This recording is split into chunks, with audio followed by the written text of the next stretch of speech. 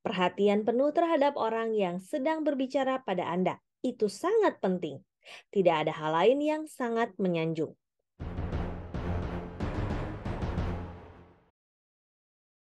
Bagaimana mencari kawan dan mempengaruhi orang lain?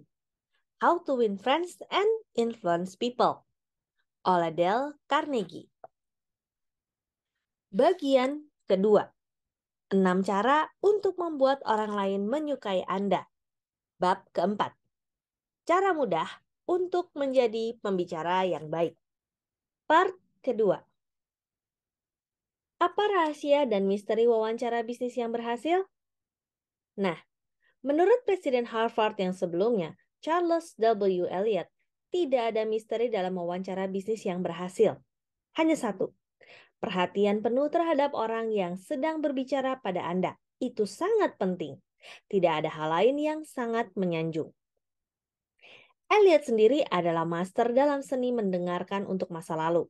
Henry James, novelis besar pertama Amerika, mengatakan, yang dimaksud mendengarkan oleh Dr. Eliot bukan sekedar mendengarkan dengan diam, melainkan suatu bentuk kegiatan.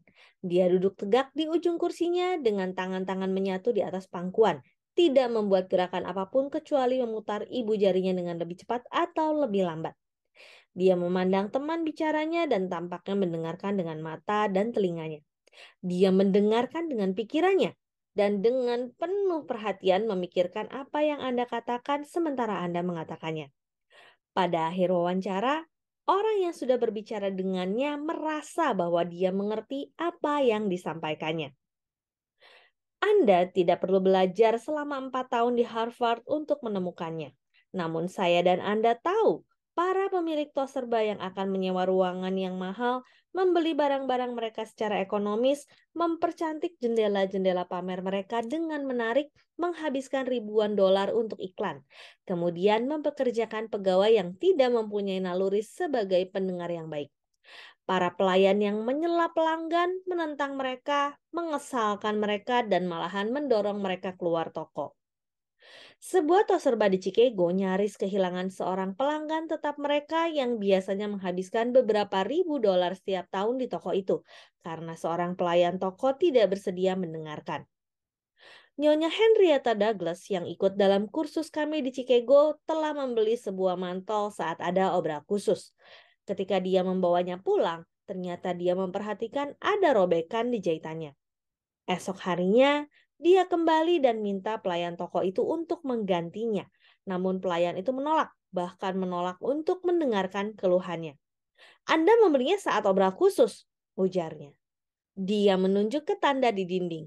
Baca itu, serunya. Semua barang obral tidak dapat dikembalikan. Begitu Anda membelinya, Anda harus menyimpannya. Jahit sendiri robekan itu. Tapi ini barang yang rusak, keluh Nyonya Douglas.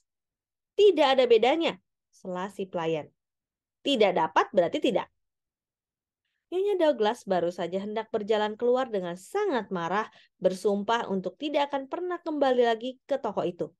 Saat itulah dia disapa oleh manajer toko itu yang sudah kenal dengannya karena bertahun-tahun berbelanja di sana. Nyonya Douglas menceritakan kepadanya apa yang sudah terjadi.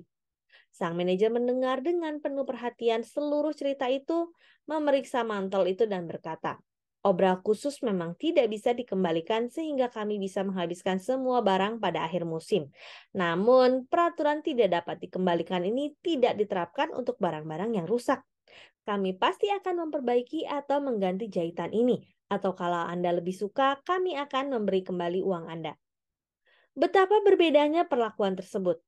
Kalau manajer itu tidak berada di sana dan mendengarkan pelanggannya, satu pelanggan lama toko itu bisa hilang selamanya. Demikian How to Win Friends and Influence People, bagian kedua, bab keempat, part yang kedua. Saya Roswita Anggraini, sampai jumpa di part selanjutnya. Terima kasih.